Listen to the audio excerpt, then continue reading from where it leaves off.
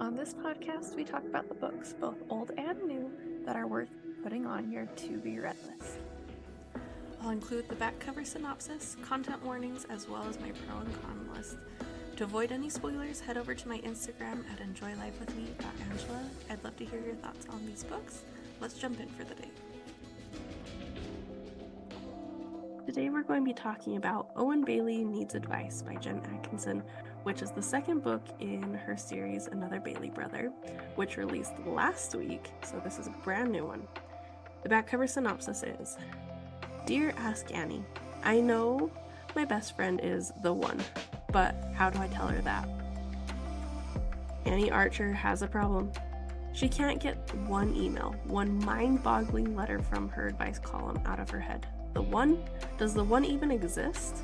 She should be able to answer this question, just like all the others, except she doesn't have first-hand experience with the one. In fact, except for the few months back in 10th grade when she went temporarily insane and fell for her best friend, she's never been in love. But then, her advice is based on research and facts, not experience, so it's time to research. Convincing Owen to be her hands-on experiment isn't too difficult.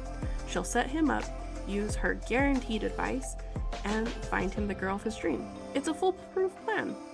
Until everyone around them, including half of her readers, start asking why she isn't dating Owen. Yep, Annie's got big problems, and at the top of the list, falling for her bestie. Owen Bailey has, you guessed it, a problem. He's found the one. He fell for his best friend a long time ago, even if she doesn't know it.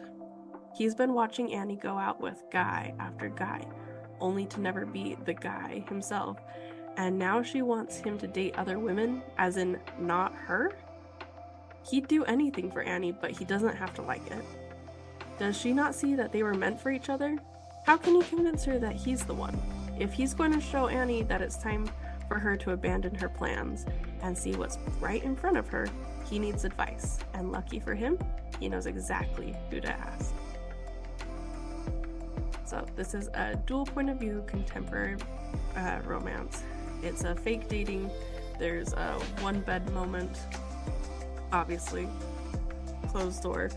I'm going to put the intimacy at a moderate just because they do fall asleep in the same bed. The main male character is shirtless a couple of times while he's changing for dates, and when they are kissing, her legs go around his waist, and it mentions some open mouth kissing. As far as language, I'm going to say none, even though it'll be like, I swore blah blah, or he swore. You don't get any actual words, so I'm going to say none. No violence. The only potential trigger warnings are like fear and rejection, running your life, and lying. Now, as far as cons, it was the ending for me. I was not a fan of the chocolate pie ending. Was the guy a jerk? Absolutely, no doubt. We all know words hurt, but did she let it affect her? Yes. And I know there's things that I've let hang over me, and giving them power instead of remembering my own worth, but that's like a me problem, not them just being a jerk. And I felt like it was kind of petty with the chocolate pie, but you know, that's fine. There was at least closure, so that's nice.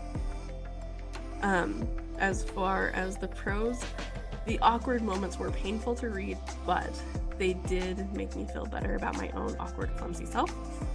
And I couldn't decide if I loved or hated the Christmas morning scene, just because third act breakups are the worst, but it was so short-lived. Plus you got a proposal with a plastic ring, and that was kind of funny. And as far as the grand gestures go, they're cute in books. I'm not sure I would personally like a public grand gesture like that, like especially on a live stream. That would make me very uncomfortable, so I understand why she ran away. But they are cute in books. Having the dinner at home would be much more up my alley. Elsie's opinion on the news was hilarious, and I also need her butter syrup recipe because that sounds amazing. And the best part of this book is Alice. She was hilarious. She was setting boundaries with her.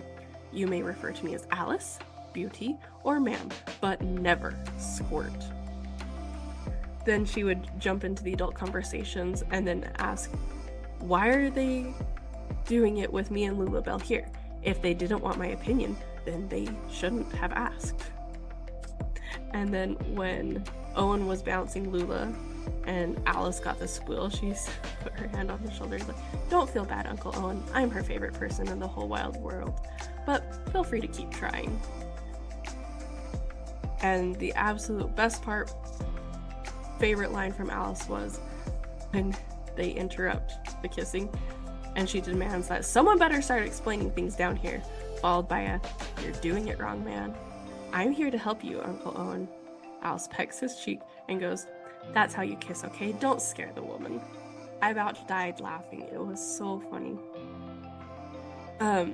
So great story. It came out last week, like I said. You're gonna love it.